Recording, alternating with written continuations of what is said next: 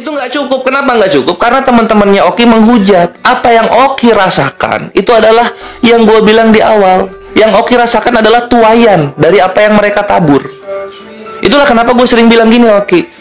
Para penghujat Islam, ketika mereka menuai hujatan, ketika mereka menabur hujatan, teman-teman Kristennya sendiri yang akan menuai sakitnya. Itu yang sering terjadi, dan ini sedang lu rasakan gitu. Dan gue nggak bisa apa-apa, bre. Memang tabur tuai begitu. Orang lain yang melakukan, nanti korbannya orang yang lain lagi. Itu yang terasa, bre. Jadi, I'm so sorry for what you feel because it happened by your own community. Gitu. Jadi, semangat aja, tetap pikul salibnya.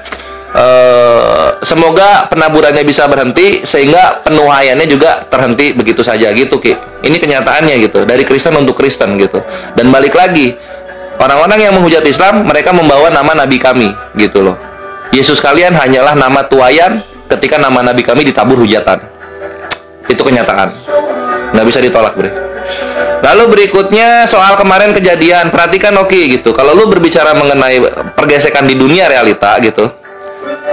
Ini, yang kemarin kejadian, itu pendatang atau pribumi, Ki?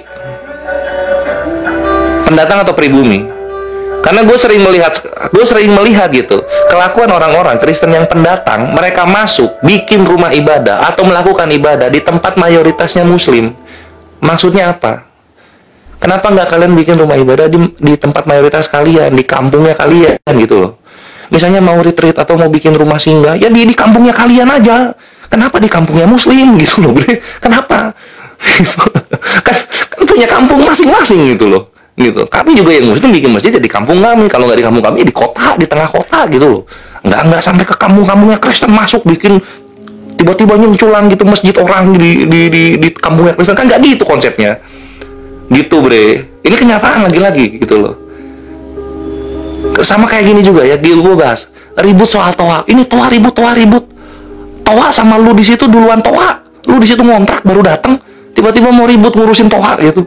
Kalau lu datang duluan di situ, toanya baru dipasang, lu ribut, diterima gitu. Tapi kan lu pendatang. Hargailah hukum-hukum dan aturan yang sudah dijunjung di sana terlebih dahulu. Itu, bre. Toh orang-orang Kristen Papua juga nggak suka kok sama Kristen pendatang. Mereka datang ke Papua, bukan gabung ke gereja Papua, mereka bikin gereja sendiri. Ada itu di kontennya Yosua Tewu, ada itu. Jadi apa yang Muslim rasakan di Jawa, dirasakan juga oleh Kristen Papua. Gitu, bre. Selamat datang di kebenaran. Lanjut ya. Berikutnya soal Oki, melempar perempuan zina. Ini sedang apa? Menetapkan sebuah aturan. Ini kenapa perempuannya nggak boleh dihukum? Saksinya nggak ada. Gitu kan. Jadi nggak ada yang spesial dari situ. Kalau Nabi kami mendamaikan, orang-orang damai. Kalau ini kan nggak. Perempuan zinanya selamat, orang Yahudi nggak puas. Bukannya Yesus ajarin soal saksi, tapi dia malah kemana-kemana gitu ngobrolnya. Gitu. Itulah, dah, sip, thank you.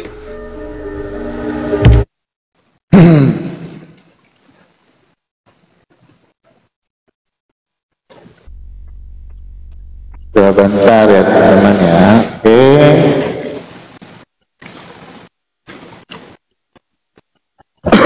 Oke, teman-teman boleh lebih kencengin dulu tep lagi.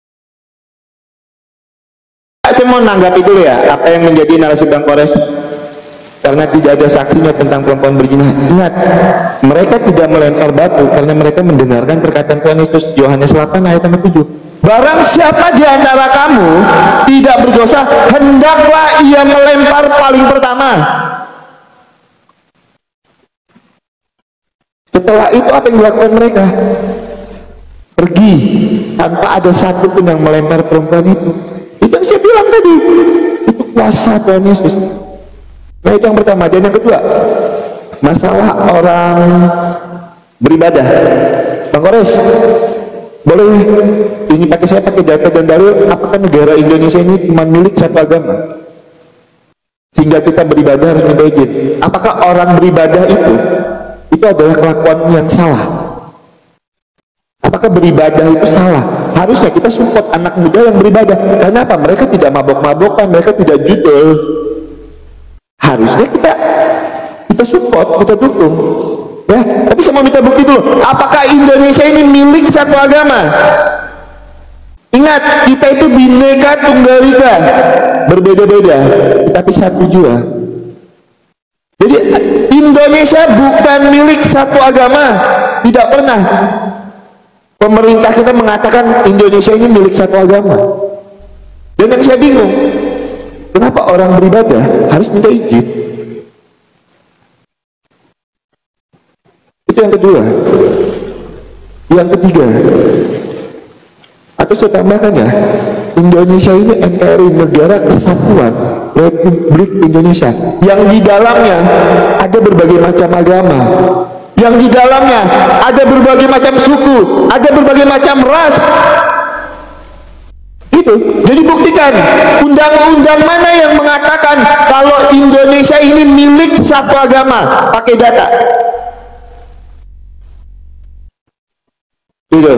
Coba saya minta datanya. Kalau memang Indonesia ini milik satu agama, pakai undang-undang dasar kita. Coba ya, saya minta datanya dulu ketika Bang Kores bernarasi seperti itu deh, karena yang saya tahu Indonesia ini NKRI, Bang, Negara Kesatuan Republik Indonesia. Dan yang sedang kita bahas ini orang yang beribadah loh. Itu aja sebenarnya. Nah, itu yang kedua. Dan yang ketiga, teman-teman, hukum tabur tuai katanya. Saya memang betul tidak menghujat, tapi inilah hasil dari teman-teman saya menghujat. Saya rasa juga ya, tidak ada teman-teman saya juga misalnya ya yang melakukan bikin podcast gitu kan, bikin podcast yang secara khusus bahas agama Islam, ada nggak di Indonesia ini? Kecuali dia harus pergi keluar. Tapi di Indonesia ini ada bikin podcast tiap hari bahas iman Kristen. Maka lahirlah apologet Kristen yang membela imannya. Itu saya nggak perlu sebutkan podcastnya. Apakah ada di Indonesia ini podcast, satu podcast yang tiap hari kerjaannya mengundang tamu bahas Al-Quran? Kalau memang ada, sebutkan podcast apa itu yang live di YouTube disiarkan.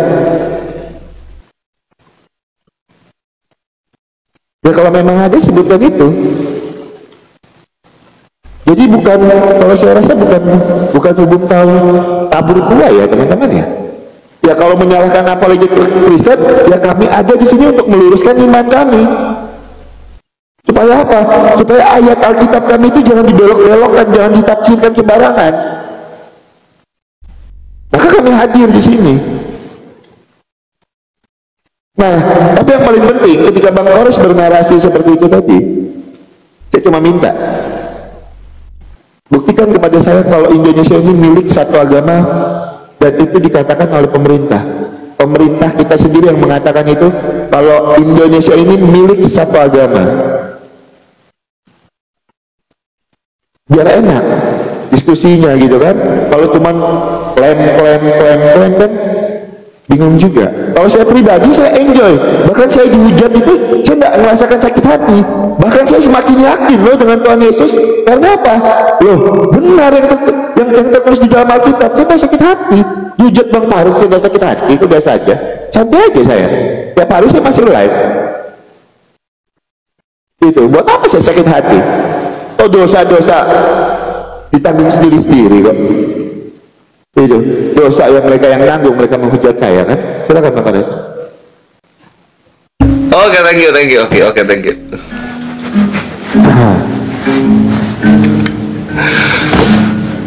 Ya, jadi kalau misalnya mau ditanya podcast apa yang setiap hari bahasnya Islam, ya banyak Ki. Saifuddin Ibrahim, Fatimah Sadia, Al Hayat, Tanpa Ragi gitu kan, banyak lah. Banyak banget, banyak. Kodon itu baru-baru adanya, mereka duluan 2020-2021 mereka itu gitu loh. Jadi itu aja udah kejawab gitu siapa yang mulai kan. Nanti kalau kita lanjut lagi ke lebih jauh gitu kan, yang duluan ketok-ketok rumah, sudahkah kamu menerima Yesus sebagai Tuhan dan Juru Selamat, itu kan juga Kristen juga gitu loh. Kalau kita mau bawa ke sana. Jadi memang Kristen ini oke, gue nggak tahu kenapa dia butuh populasi. Bukannya beranak, mereka ngambilin umat-umat orang lain gitu loh.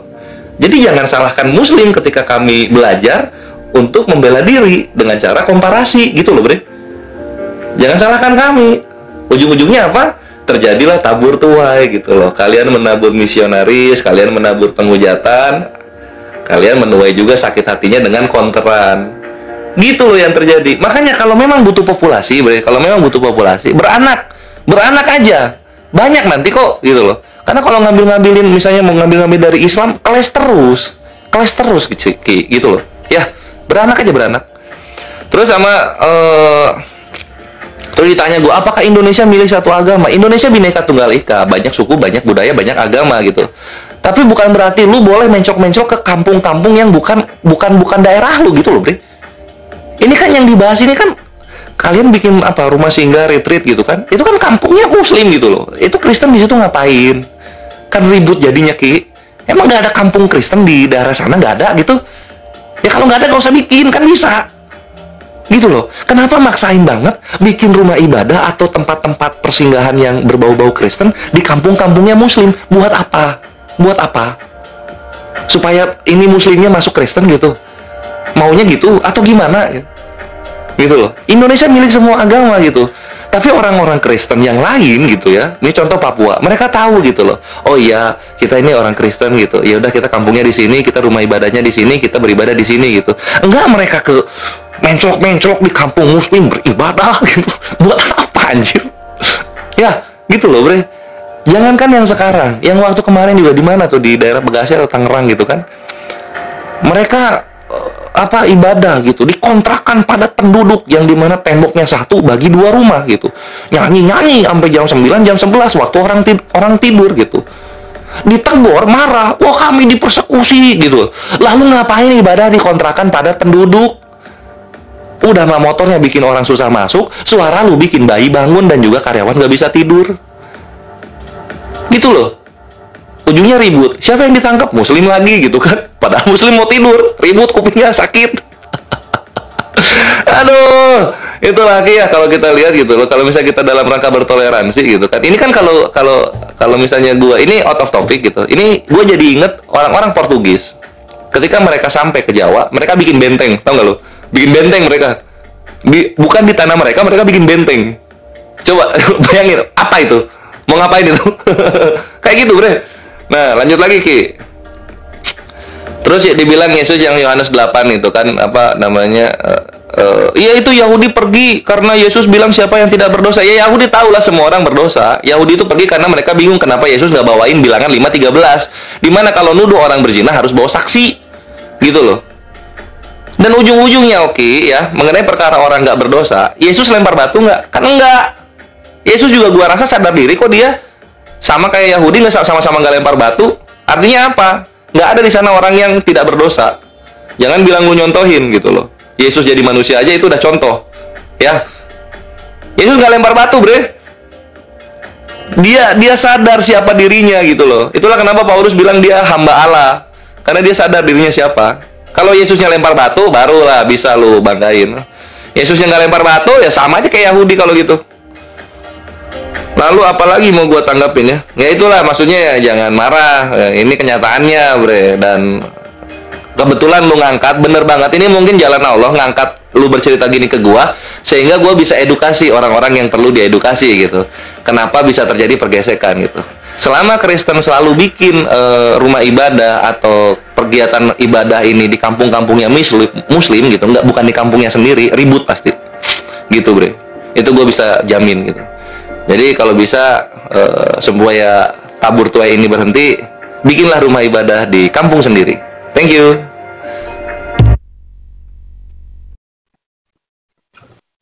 Oke, sebentar ya teman-teman ya, kita anggapi dulu.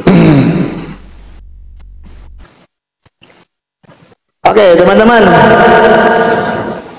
ini ya kita mau tanggapi dulu dari mana ya?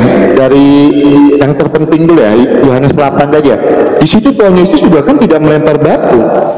Untuk apa dibanggakan? Karena Tuhan Yesus itu sadar kalau dia berdosa. Buktikan saya dosa yang dilakukan Tuhan Yesus.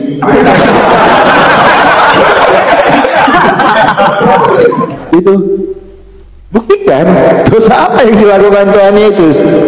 Itu karena dia sadar diri kalau dia adalah hamba Allah katanya. Itu jadi jangan diputar-putar ceritanya. Karena pernyataan Tuhan Yesus di dalam Yohanes itulah yang membuat orang-orang Yahudi itu meninggalkan perempuan zina itu, sehingga tidak jadi melempar perempuan yang berzina itu yang terjadi. Tidak pernah di dalam Alkitab kami tertulis Sang Bapa, Sang Sumber mengampuni dosa Tuhan Yesus yang sudah lalu dan yang akan datang. Tidak pernah tertulis seperti itu. Tidak pernah ada tertulis seperti itu ya. Gitu. Itu saya bisa pastikan tidak ada di dalam Alkitab itu tertulis Bapa mengampuni dosa Tuhan Yesus yang sudah lalu dan yang akan datang. Tidak ada tertulis seperti itu di dalam Alkitab kami, Bang Kores. Oke, itu yang pertama. Terus masalah yang kedua, Bang Kores nggak bisa bedakan podcast ya, podcast dengan apa yang dilakukan oleh Ibu Sofi ya. Emang Ibu Sofi bikin podcast? Siapa tamu yang diundang Ibu Sofi? Mereka itu berapologet, mereka itu membentengi iman mereka. Itu yang kedua. Yang ketiga, Kristen itu kalau mau cari mobilitas itu beranak. Itu beranak loh. Kami itu tidak butuh kuantitas. Kami tidak butuh kuantitas. Buat apa kami butuh kuantitas? Yang kami butuhkan kualitas. Makanya nih, berapa orang yang terima Tuhan Yesus di komal saya tidak pernah mencong sedikit imannya, langsung saya suruh hari ini kamu masuk Kristen. Masih kami sampaikan, belajar Alkitab dulu sebulan 2 bulan, baca dulu Alkitab, cari tahu sendiri kebenarannya, baru kamu datang lagi hubungi saya kalau kamu benar-benar siap terima Tuhan Yesus. Enggaknya miring dikit imannya, goyang dikit imannya, langsung diiklarkan. Itu terjadi. Berapa banyak orang yang mau terima Tuhan Yesus di komal saya, enggak langsung saya sahkan malam itu,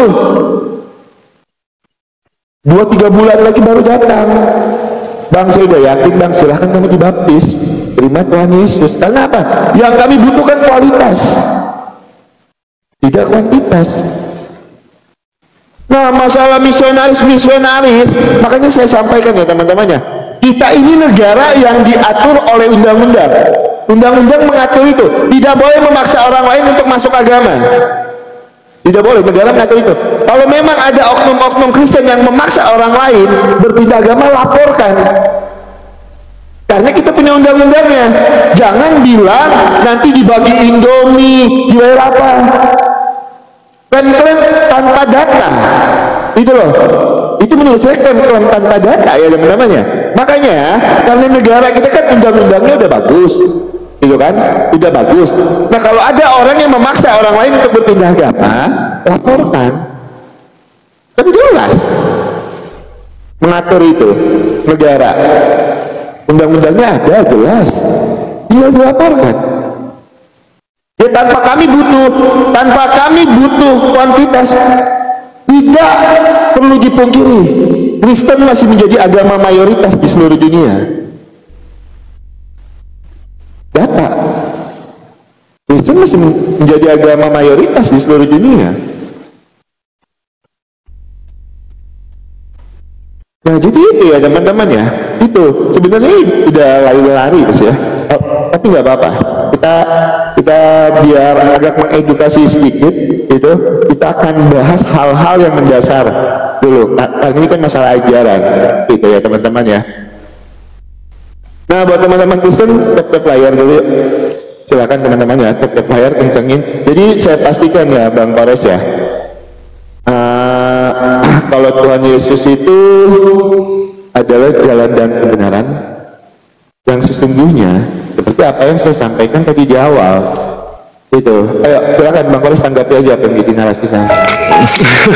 Oke, lemes sendiri dia. Itulah oke faktanya, dan semoga lu belajar dari situ gitu. Jadi nggak naif lagi untuk kedepannya, Mas Bre. Yuk, belum mulai? Belum. Silakan. Oke. Nah memang ini yang kita butuhkan kawan-kawan gitu loh. Kristen harus melihat realita dari perspektif muslimnya bagaimana gitu.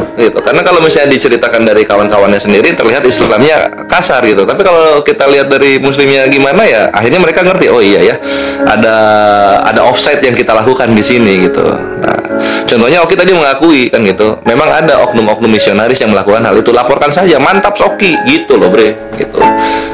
Tinggal Oki tadi entah kenapa tiba-tiba hening ketika membahas mengenai apa tadi kan minta Indonesia kayak gitu kan. Terus gue bilang nggak perlu Indonesia, Indonesia itu luas tanahnya.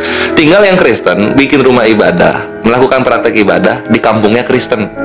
Dah itu kelar itu, nggak akan ada lagi yang kayak gini-gini bre. Gitu. Gue paling bikin ini buka usaha teh herbal anti asam lambung gue kan gitu. Tinggal gitu aja Ki sebenarnya Ki. Nah gini kan seneng gue kalau misalnya udah terserahkan gitu. Nah sekarang kita balik ke apa tadi yang mau dibahas, Yesus berdosa. Gue nggak tahu menurut kalian ya berdosa itu seperti apa, gue nggak tahu gitu. Ketika Yesus membolak-balikan meja pedagang itu dosa kalau di kami. Gue nggak tahu di kalian gimana gitu. Karena kita konsep dosa itu berbeda gitu.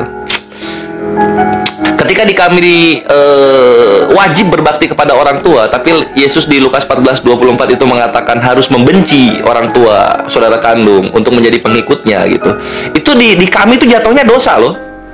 Jatuhnya di kami dosa gitu. Jadi gue nggak tahu menurut lu yang dosa nggak dosa itu gimana gitu. Atau kalau misalnya Yesus itu jatuhnya nggak dosa, kalau orang lain dosa gitu. Gue nggak ngerti itu Ki gitu. Tapi ya mau gimana kalau lu mati-matian bilang Yesus nggak berdosa, tapi ajarannya membenci orang tua, membolak-balikan meja pedagang gitu, dan lu bilang itu bukan dosa, ya gue nggak tahu harus ngomong apa lagi Ki gitu. Itulah kenapa lu bilang apologet kan, padahal sudah jelas-jelas tertulis gitu kan. Terus balik lagi soal podcast terus tanpa Ragi Sofiatul, Ibu Sofiatul kayak gitu, mereka mencoba membantah pelitiran Babelnya. Bantah silakan bre, jangan nyenggol Islam gitu loh. Kan gitu aja, bantah silakan gitu, jangan nyenggol Islam. Sekalinya nyenggol, keluarlah kores-kores yang baru, argumen-argumen praktis kores gitu. Terjadi lagi yang seperti ini. Mau bantah silakan, berapologet silakan gitu kan. Orang-orang Kristen itu bisa nyontoh dari lu Ki gitu kan, bisa nyontoh dari Burita Wahyu gitu, yang adminnya Sarapan Pagi Biblika gitu, bisa nyontoh ke sana gitu. Terus kalau gue waktu zaman Kaskus itu ada orang yang stay di Anda Bertanya, Kristen Menjawab, Anda Bertanya, Katolik Menjawab, mereka tuh stay tetap di koridornya gitu, nggak nyenggol Islam. Nah sekalinya nyenggol Islam, tabur tuai Ki gitu loh. Ini kayak misalnya di tempat-tempat gue nih ngomong, wah begini begitu Islam begini Islam begitu gitu. Tunggu aja tuayannya, tunggu tuayannya gitu. Bukan playing victim, gue ini bukan playing victim di sini. Gue di sini adalah pelaku proaktif yang memang menghabisi para tritung-tritung penghujat dengan argumentasi praktis yang gue ciptakan untuk Muslim. Bukan playing victim gue bre, gue bukan korban, gue pelaku gue gitu. Nah, di sini yang korban siapa? Yang korban sebenarnya kawan-kawan Kristen sendiri. Dari apa? Dari kebrutalan, radikalisme orang-orang Kristen yang menghujat Islam. Korbannya perasaan orang Kristen yang baik-baik seperti Oki. Kalian lihatlah dialog kita sekarang.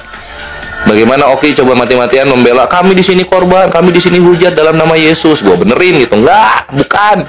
Kalian itu dibantai, dihujat karena nama nabi kami kalian hujat duluan gitu loh. Nabi kami, nama nabi kami dulu, bre. Gitu loh. Baru nama Yesus kalian itu sebagai tuayannya. Itu yang terjadi. Nah, kalau memang pengen bener nama Yesusnya dulu yang ada gitu ya, nah kalian coba di Korea Utara gitu kan, atau di Cina gitu kan, kalian penginjilan gitu. Nah itu tuh baru bisa kejadian tuh. Memang kalian akan ditindas karena nama Tuhan kalian itu. Kita realita aja lah. Tapi kalau di sini posisinya Indonesia enggak bre. Nama nabi kami yang membuat kalian menderita. Kenapa? Karena ketika nama nabi kami dihujat, maka cinta kami terhadap nabi kami akan bereaksi gitu. Orang tua disenggol aja kita ngamuk. Orang tua kan kita cintai, apalagi Muslim mencintai nabinya dan Tuhannya Allah Subhanahu wa Ta'ala gitu. Itu paling Ki. Mau tanggapin apa lagi nih? Silakan. Oke, berapa match lagi Bang? 2 match lagi Bang. Udahlah closing aja lah, udah beres closing juga. Langsung ya. Udah beres ya. Ya. Oke, aku closing duluan ya Bang, terus terakhir ya. Boleh. Oke, siap. Sekalian aku tanggapi, sekalian aku closing ya. Ya, pelanggaran Bang Kores. Bang Kores kena pelanggaran. Masih bisa kok, lanjut aja terus, masih bisa kok. Lanjut ya, aman ya, aman. Iya. Aman. Ya teman-teman bawah jangan repot-repot, boleh ya teman-teman. Boleh ya, jangan repot-repot. Bang Kores kena pelanggaran. Oke teman-teman, ya jadi kita mau tanggapi dulu sekalian kita closing statement ya teman-teman ya. Jadi saya mau mulai dari mana? Untuk menanggapinya, ajaran mana yang mengajarkan untuk membenci orang tua? Lo memang itu yang terjadi. Ketika kami menerima Tuhan Yesus, banyak para murtadin yang menerima Tuhan Yesus itu, dia akan dibenci oleh orang tuanya, bahkan diusir oleh orang tuanya. Ketika dia menerima Tuhan Yesus, mereka akan dibenci itu, kan saya bilang dari awal tadi, mereka akan dibenci itu karena pengabaran Injil itu tentang berita keselamatan ini. Siapa Injil itu? Yesus itu sendiri, kabar baik. Loh, itu terjadi dengan murtadin. Makanya saya itu semakin yakin dengan iman Kristen, karena segala sesuatu yang tertulis di dalam iman Kristen, di dalam Alkitab, itu benar-benar terjadi.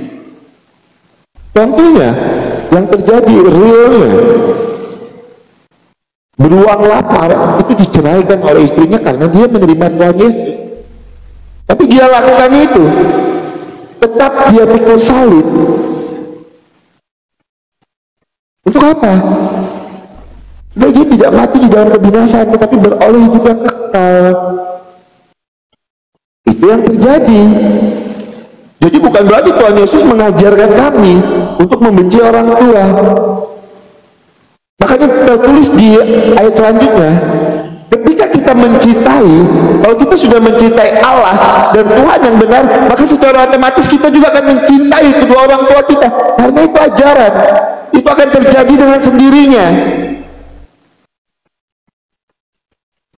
Jadi tidak ada Tuhan Yesus mengajarkan kami untuk membenci orang tua, tapi itu yang terjadi akibat dari pengajaran pemberitaan tentang Injil, kabar baik. Seperti saya tegaskan lagi, saya itu dibenci bukan karena teman-teman saya menghujat. Saya dibenci itu karena saya mengabarkan Injil, kabar baik itu. Ya saya dibenci. Lah sekarang boleh nonton, sekarang boleh nonton ya teman-teman ya. Kalau nggak percaya ya, boleh nonton misalnya pendeta Gilbert itu lagi live gitu kan. Atau kalau pendeta Gilbert dia pernah punya masalah lah gitu kan. Ini pendeta Philip Mantova, mana pernah dia menyenggol. Tapi lihat komentar di bawah. Lihat komentar di bawah ketika dia sedang live. Itu. Jadi semua itu apa yang kami rasakan itu karena pengabaran Injil. Loh, kalau masalah menghujat saya akui banyak di kalangan Kristen yang menghujat iman Islam. Kalau bicara apakah saya sepakat untuk itu? Jelas saya katakan saya tidak sepakat dan tidak setuju dengan Kristen-Kristen yang menghujat agama lain, karena kita tidak mengajarkan itu. Saya sampaikan itu. Nah, jadi teman-teman, segala sesuatu itu teman-teman yang tertulis di dalam Alkitab itu benar-benar terjadi di dalam kehidupan kita, ya. Nah, ini juga saran saya untuk teman-teman Kristen, makanya supaya tidak terjadi lagi nanti kan Mbak Kores berbicara seperti ini. Saya sarankan teman-teman Kristen yang pemahaman Alkitabnya masih kurang-kurang, jangan naik formalisme ujung-ujungnya menghujat Nabi mereka. Saya juga pernah, jujur, saya pernah dengar itu waktu ada Juma. Itu naik ke atas cuma menghujat Nabi, ditanya Bibelnya nggak mau jawab. Ya, itu saya akui. Nah, saya tegur juga ke teman-teman Kristen dan saya minta Bang Kores juga sampaikan untuk saudara-saudara Bang Kores. Ya. Itu sampaikan, kita ada di tengah-tengah, berdiskusilah dengan baik, data by data. Saya sama Bang Kores sama siapapun saya diskusi dengan baik, data apa yang tertulis itu ya teman-temannya. Jadi kalau kita bicara ajaran yang benar, Tuhan Yesus adalah jalan dan kebenaran dan hidup. Kenapa saya percaya Tuhan Yesus itu adalah jalan dan kebenaran dan hidup? Karena Tuhan Yesus itu bisa dibuktikan yang pertama melalui fakta sejarah yang ada, hidupnya di abad keberapa, dan Tuhan Yesus itu punya kuasa, mampu bermujizat. Maka sang firman itu mengambil rupa manusia di dalam kehidupan kita. Jadi itu yang mau saya sampaikan buat teman-teman Kristen, karena sebenarnya ini out of context dari apa yang menjadi ini kita. Saya cuma mau sampaikan buat teman-teman Kristen, jangan naik omal yang kerjanya cuma mau menghujat agama Islam, gitu ya. Kalau mau diskusilah dengan baik, ayo data by data, pakai argumen yang baik. Silakan Pak Kores. Wah, oke, memang objektif, Bre. Aplaus dulu. Anjir, keren oke. Abis itu gua ngingetin Muslim, Ki. Aman, Ki. Slow. Lantas gua seneng sama Oki, Bre. Fair enough dia orangnya. Dan objektif, bener dia memegang bahwa dia objektif gitu. Ya, pertama kita bahas dulu mengenai apa yang terjadi di kolom komen di live-nya Philip Mantova, pendeta Gilbert Louis Mondong gitu. Dan gua tahu beberapa pendeta besar itu dia secara publik itu nggak pernah sama sekali menghujat Islam, itu nggak pernah. Gua nggak pernah mendengar langsung seperti itu gitu. Tapi ada oknum-oknum Muslim yang memberikan komentar-komentar nggak enak tentang imannya mereka gitu. Dan gua mohon maaf untuk itu gitu kan. Walaupun apa yang terjadi ini juga sama terjadi di channel-channel dari ustadz-ustadz besar kita, Ustadz Abdul Somad, Khalid Basalamah gitu kan, Ustadz Adi Hidayat gitu. Pasti ada oknum dari Kristen yang membuat komentar-komentar nggak enak gitu kan. Entah mereka bocil atau memang kurang nutrisi waktu kecilnya gitu. Tapi itulah yang terjadi gitu, dan ini harus dihentikan segera gitu ya, Bre. Ini harus dihentikan segera gitu. Dan kita balik dulu ke topik mengenai tadi keluarganya kan membenci orang yang masuk Kristen. Ya itu iya begitu, cuman ajaran Yesusnya bukan ke sana. Ajaran Yesusnya itu kamu jadi pengikutku, kamu benci keluargamu, gitu loh. Lukas 14:24 itu. Jadi jangan keputar.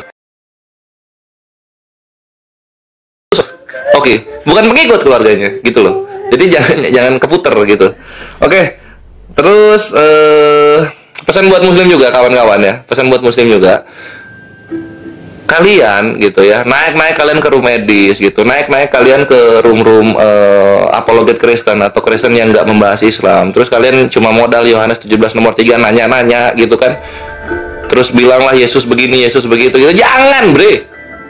Jangan gitu loh. Nanti ditanya balik kalian bubuk. Paham lu ya? Jangan kayak gitu. Kalau misalnya, Bre, Kores. Kalau misalnya ini teman dialognya memang bertanya pure, memang dialog menjaga konsisten kalimatnya, nggak ada gue menghujat sama sekali, nggak keluar gue argumen kawin Tuhan yang gitu-gitu, nggak ada. Dan